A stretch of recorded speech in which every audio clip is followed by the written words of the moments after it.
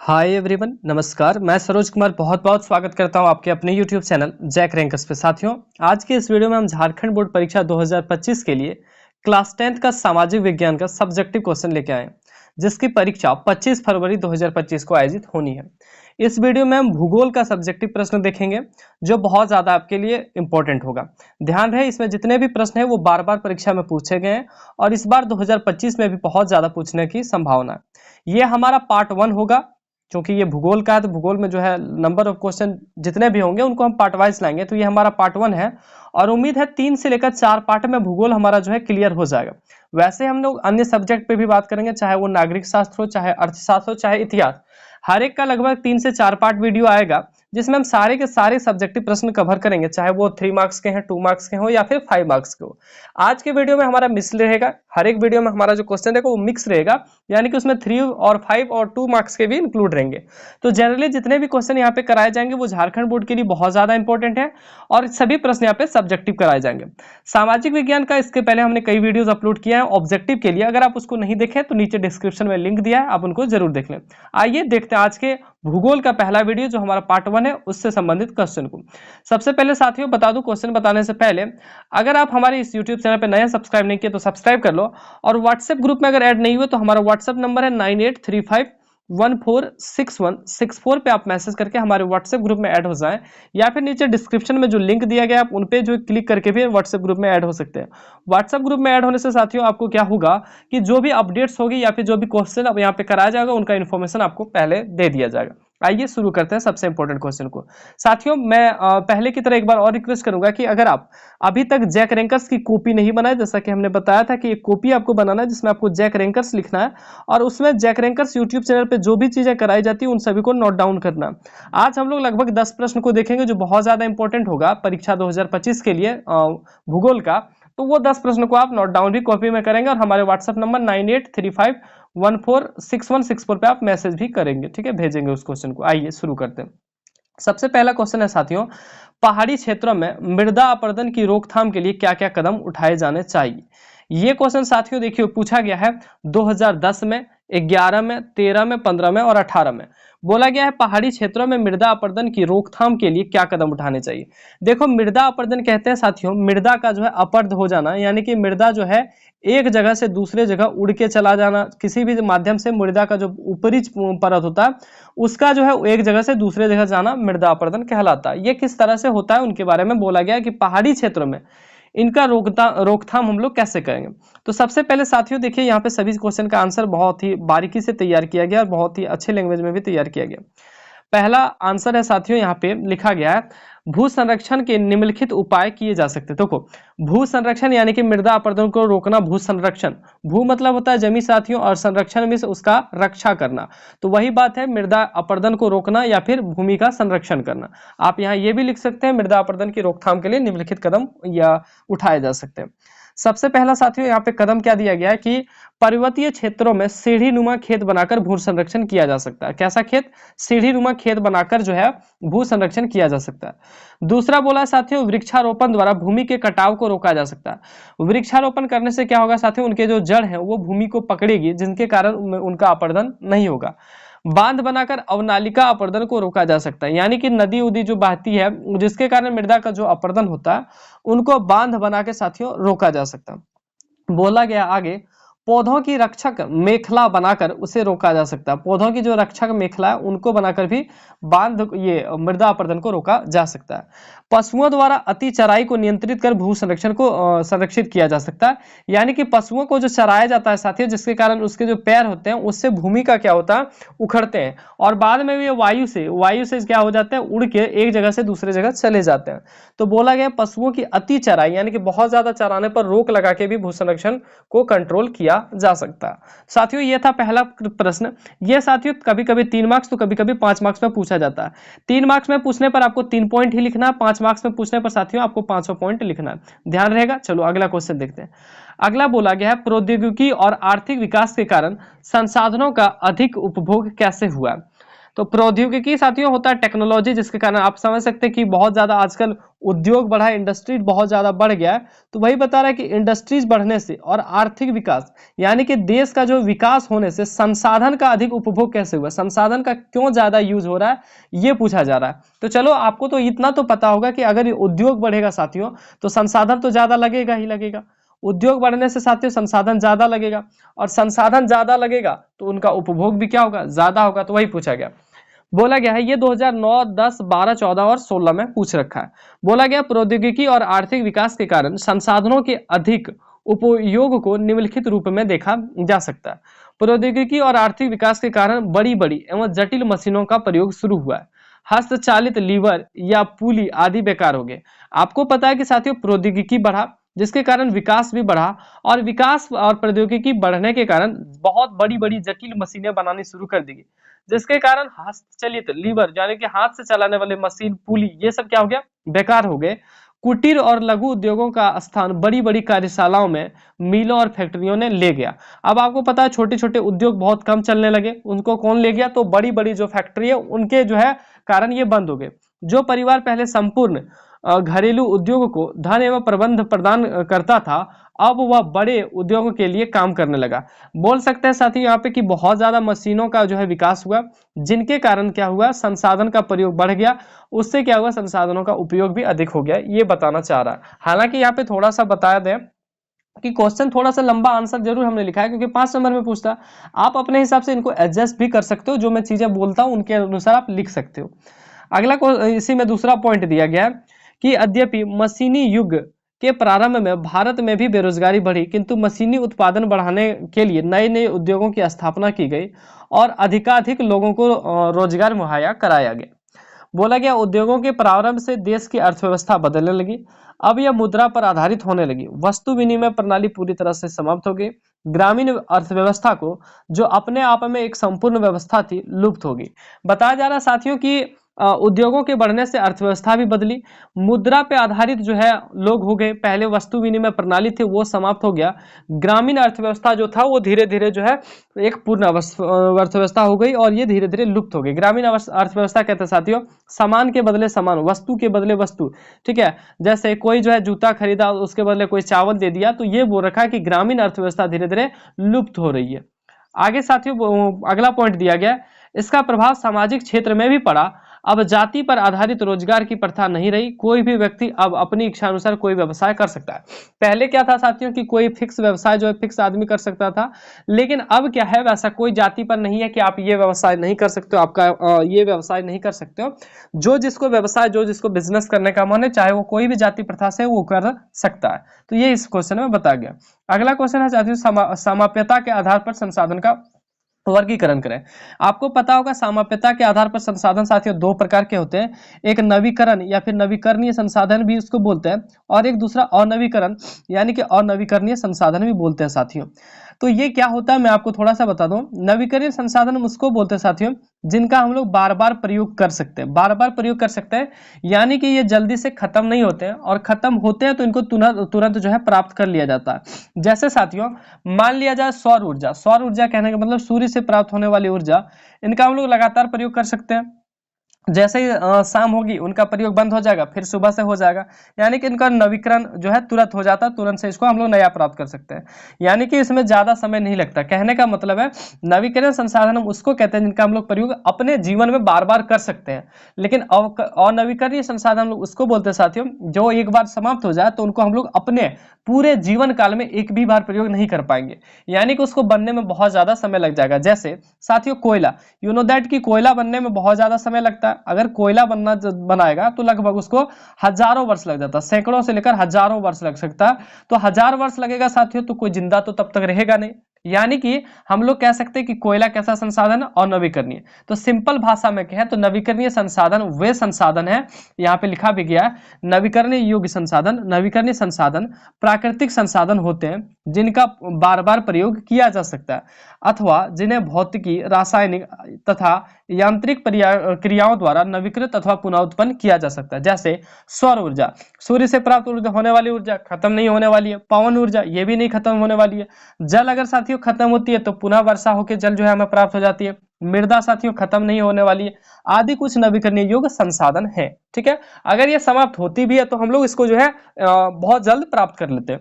अगला अनवीकरणीय संसाधन बोला गया साथियों, नवीकरणीय योग्य संसाधन वे संसाधन है जिन्हें थोड़े समय में पुनः उत्पन्न नहीं किया जा सकता, यानी कि कम समय में इसको उत्पन्न नहीं किया जा सकता। जीवाश्म ईंधन जैसे तेल, गैस तथा कोयला अनवीकरणीय योग्य संसाधन के उदाहरण है। इनके खनन में इनके बनने में लाखों वर्ष लग जाते हैं। इन्हें अनवीकरणीय योग्य संसाधन कहा जाता है क्योंकि एक बार प्रयोग करने पर ये सदा के लिए समाप्त हो जाते हैं। वैज्ञानिकों का अनुमान है कि जीवाश्म ईंधन के भंडार केवल 1 या 2 शताब्दियों तक के लिए है। यानी कि वैज्ञानिकों का मानना है साथियों कि जो जीवाश्म ईंधन जैसे कोयला हो गया, पेट्रोल हो गया, इन सब का जो भंडार है साथियों वो केवल अब जो है साथियों केवल जो है 1-2 शताब्दियों के लिए, यानी कि लगभग 100 से 200 साल तक ही इनका जो है वैलिडिटी है, उसके बाद ये खत्म हो जाएगा पूरी तरह से। अब जब ये खत्म हो जाएगा तो हम इनका जो है दोबारा प्रयोग नहीं कर पाएंगे और हमारे जो आने वाले जनरेशन, जो हमारी पीढ़ियां होगी, वो भी इनको जो है पूरा इसका प्रयोग नहीं कर पाएगी। तो ये बोला गया।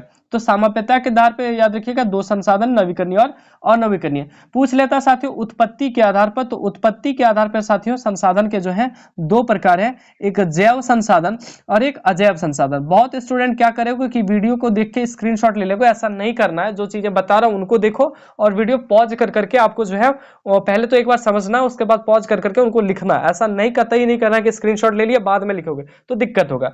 तो उत्पत्ति के आधार पर साथियों जैव संसाधन और अजैव संसाधन। जैव संसाधन साथियों हम लोग उसको बोलते हैं जो जीवित होता है, जो सजीव होते हैं उनको हम लोग जैव संसाधन, और अजैव संसाधन उसको बोलते हैं जो निर्जीव होते हैं या फिर जिसमें जीवन नहीं होते, निर्जीव होते हैं साथियों। जैसे मैं आपको बताऊं, जैसे साथियों जीवित में क्या हो गया, जैसे पूछ लेता है कि पेड़ कौन सा संसाधन है, पेड़ हो गया जैव संसाधन। मछली कौन सा संसाधन है, जैव संसाधन। अजैव में कौन सा आ गया साथियों, कुर्सी हो गया, टेबल हो गया। यानी कि जितने भी जीवित हैं सजीव संसाधन वो जैव कहलाएंगे, जितने भी निर्जीव हैं वो अजैव कहलाएंगे। ये उत्पत्ति के आधार पर है, ये पूछा भी गया है। ठीक है, अगला है साथियों बहुउद्देशीय नदी परियोजनाओं से होने वाले लाभ और हानियों की तुलना करें। वेरी वेरी इंपॉर्टेंट क्वेश्चन है और जितने भी क्वेश्चन यहाँ करा रहे हैं वो 2025 के लिए साथियों बहुत ज्यादा इंपॉर्टेंट है। सवाल दे रखा बहुउद्देशीय नदी परियोजना। बहुउद्देशीय साथियों, बहुउद्देशीय मतलब होता है एक से ज्यादा उद्देश्य के लिए नदी पे जो परियोजनाएं बनाई जाती है उनसे क्या लाभ होती है और क्या हानियां होती है। समझ रहे हो, एक से ज्यादा उद्देश्य के लिए नदियों पे जो परियोजना बनाई जाती है उससे क्या लाभ और क्या हानियां होती है। साथियों आपको आवाज से भी लग रहा होगा कि हमारा जो तबीयत है वो थोड़ा सा सही नहीं है, पर फिर भी हम आपके लिए मेहनत कर रहे हैं। तो आपका जो है कर्तव्य बनता है कि ये वीडियो अपने दोस्तों के साथ जरूर से उनको शेयर करें ताकि उनको भी पता चल सके और आप ज्यादा से ज्यादा प्यार दिखाएं। ठीक है, तो बहुउद्देशीय नदी परियोजना क्या है आइए देखते हैं। ये सवाल साथियों 2010, 12, 15 और 17 में पूछा गया। बोला गया है बहुउद्देशीय परियोजनाओं के उद्देश्य एवं लाभ, यानी कि ये जो बहुउद्देशीय परियोजना उनके क्या उद्देश्य हैं और लाभ बोला गया। जल भंडारण सहायता मिलती है। साथियों बहुत जगह आपको सुने होंगे कि बांध बनाया जाता है, बांध से क्या होती है, बहुउद्देशीय परियोजना है ये, नदियों पर बनाया जाता है। तो इससे क्या होता है, जल का जो भंडारण साथियों उसमें क्या मिलती है, सहायता मिलती है। बाढ़ रोकने में भी सहायता मिलती है क्योंकि बहुत ज्यादा मात्रा में बांध में जो है जल रुक जाती है। जल विद्युत का उत्पादन होता है, जल से क्या होता है, विद्युत का उत्पादन होता है। ये 3 फायदा। चौथा फायदा बताया गया नहरों द्वारा नौका परिवहन में सहायता मिलती है। जैसे एक नहर से साथियों जो है मान के चलिए ये मान के चलिए एक जिला है और इस जिला में जाना और बीच में जो है साथियों नदी बड़ा सा पा जाता है, तो इसमें जो है हम लोग क्या कर सकते हैं, बांध बना के पानी बहुत ज्यादा अगर रुकेगा तो यहाँ पे नौका भी चल सकता है, नाव चल सकता है, दूरी भी कम हो गया, परिवहन में क्या मिली, सहायता मिली। आगे बोल रखा मत्स्य पालन यानी कि मछली पालन के लिए भी उत्तम क्षेत्र प्रदान करती है। तो बहुत इजी क्वेश्चन है, पूछ लेता है। तो जल भंडारण में सहायता मिलती है, बाढ़ रोकने में सहायता मिलती है, विद्युत का उत्पादन होता है, नौका परिवहन में सहायता मिलती है और मत्स्य पालन के लिए उत्तम क्षेत्र प्रदान करती है। इसका ये तो लाभ था साथियों। हानि क्या है, नदियों के प्राकृतिक बहाव में बाधा पड़ती है। अब नदियां जो अपना प्राकृतिक बहाव है साथियों वो तो अपना प्रकृति के अकॉर्डिंग नहीं हो पाती है, उसमें बाधा पड़ती है। बाढ़ के मैदान में जलाशय बनने से वहां की वनस्पति क्या हो जाती है, नष्ट हो जाती है और उपजाऊ मिट्टी भी क्या हो चल जाती है, जलाशय में चल जाती है। बांध के कारण वहां के अस्थायी निवासियों की आजीविका छिन जाती है।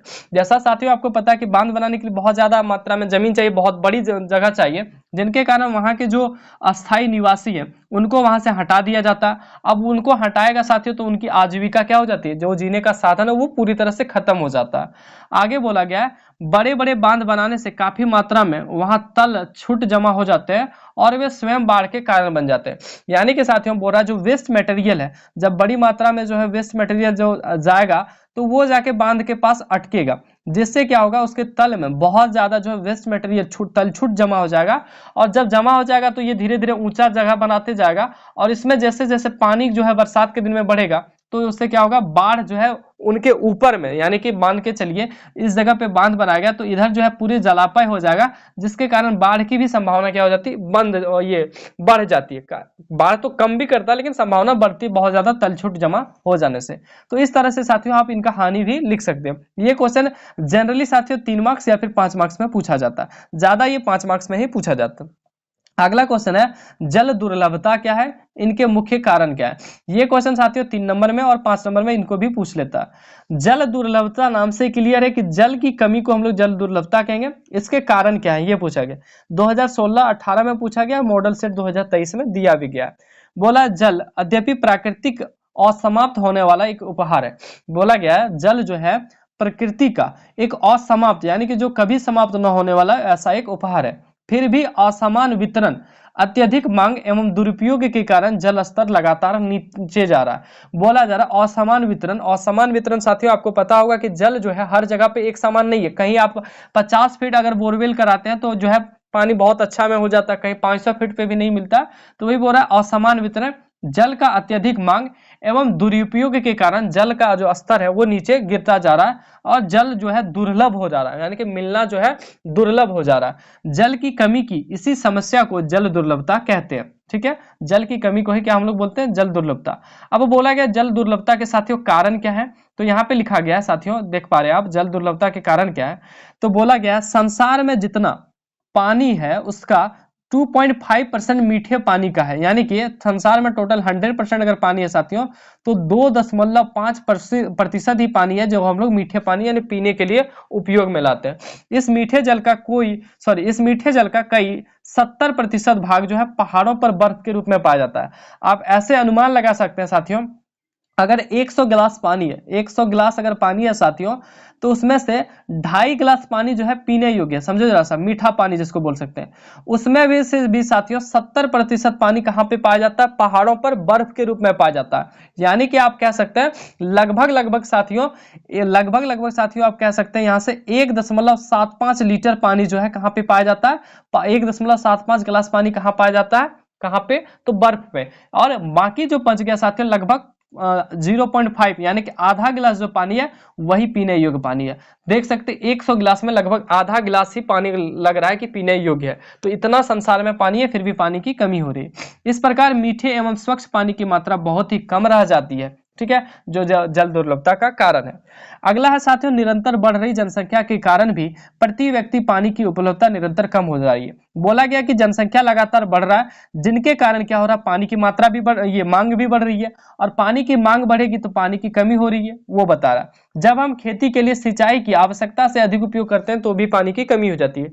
अब हम लोगों को खेत में साथियों पानी की जरूरत होती है, खेत में पानी की जरूरत है कम, और हम लोग जो है मोटर को चालू कर दिया, छोड़ दिए, बहुत ज्यादा पानी बर्बाद कर रहे हैं, तो जिसके कारण क्या हो रहा है, पानी की बर्बादी हो रही है। और भी बहुत सारा कारण है साथियों। उद्योग में बहुत ज्यादा पानियों की मात्रा की जरूरत होती है। आजकल पीने के पानी के लिए जो बोतल बनाया जाता है जिससे जल को जो है बिल्कुल जमीन से खींच लिया जाता है, जिससे पानी की समस्या हो रही है। तो ये तो आप इजी वे में 5 नंबर का क्वेश्चन अपने से भी लिख सकते हो कि जल की कमी का क्या कारण हो सकता है। ठीक है, अगला क्वेश्चन की ओर चलते हैं साथियों।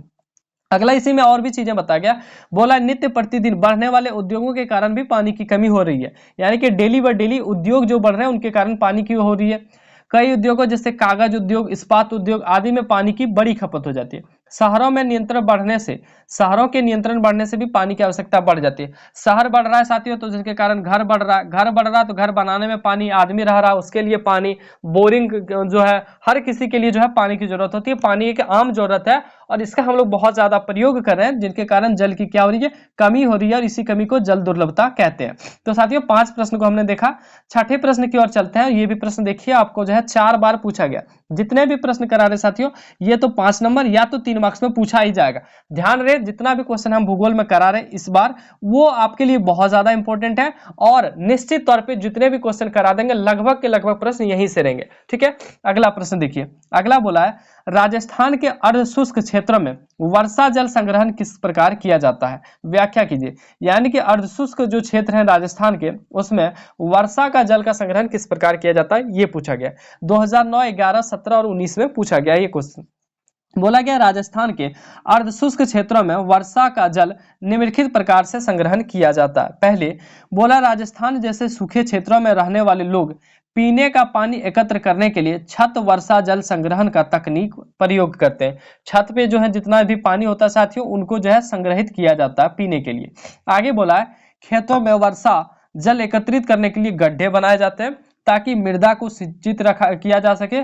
जैसे जैसलमेर में खदीर तथा राजस्थान में अन्य क्षेत्रों में जोहड़ का प्रयोग किया जाता है। ये आप अगर नाम याद नहीं रहे साथियों तो आपको घबराने की जरूरत नहीं है, लेकिन याद रहता है तो अच्छी बात है। देखिए, तो वर्षा जल का जो खेतों में जो वर्षा होती है उनको संग्रहित करने के लिए गड्ढे बनाए जाते हैं, जिसे जैसलमेर में साथियों खदीर कहा जाता है और राजस्थान में जोहड़ पर्गनाली कहा जाता है।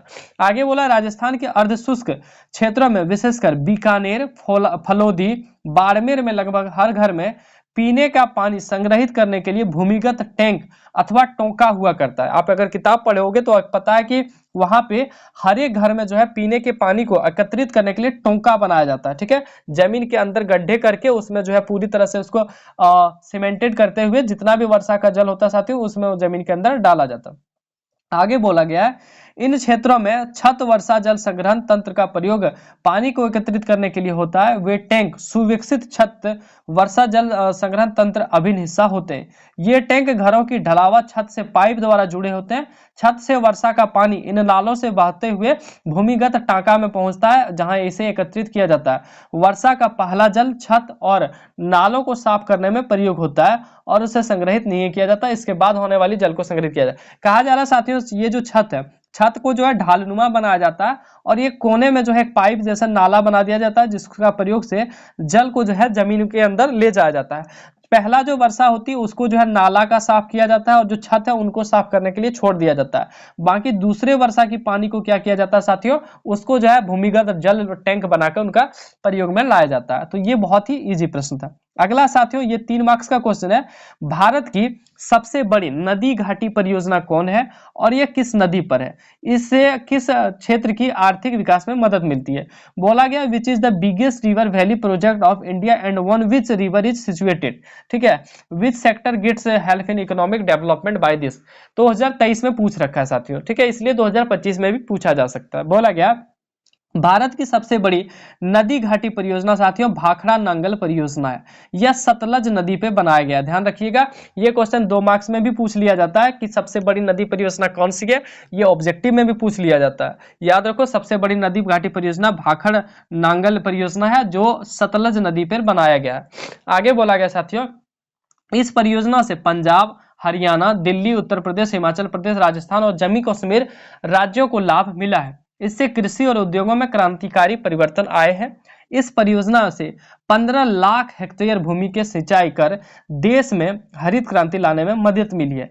जल विद्युत उत्पादन के द्वारा उन राज्यों में लघु एवं कुटीर उद्योग का जाल बिछ गया है। तो ये इनके जो है आर्थिक विकास में मदद मिला। मदद कैसे मिला साथियों, कृषि के क्षेत्र में मिला, किसमें मिला, कुटीर उद्योग के क्षेत्र में मिला, बिजली के क्षेत्र में मिला। तो ये बताया गया है सबसे बड़ा भाखड़ा नांगल परियोजना सतलुज नदी पर बना गया। अगला है साथियों 8वां नंबर, कृषि क्षेत्र पर वैश्वीकरण के प्रभाव लिखें।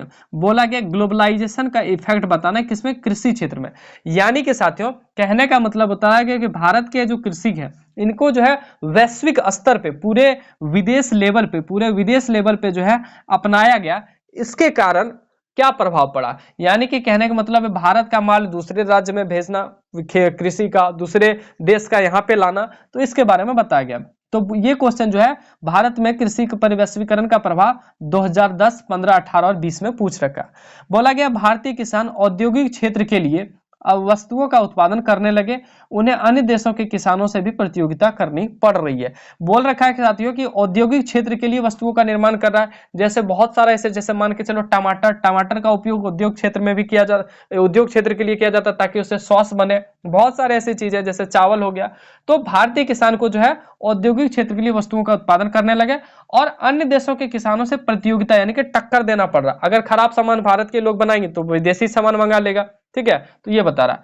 प्राकृतिक जलवायु की अनुकूल दशाओं, मृदा दशाओं, नए उपकरणों, कुशल श्रम का उपयोग करके विश्व बाजार में टिकने के लिए उत्तम कोटि का उत्पादन करना पड़ रहा है। यानी कि कृषक पर जो प्रभाव पड़ा वो पूछा गया। तो प्रभाव क्या पड़ा कि विदेशी किसानों से भी टक्कर करना पड़ रहा है, प्रतियोगिता करना पड़ रहा है।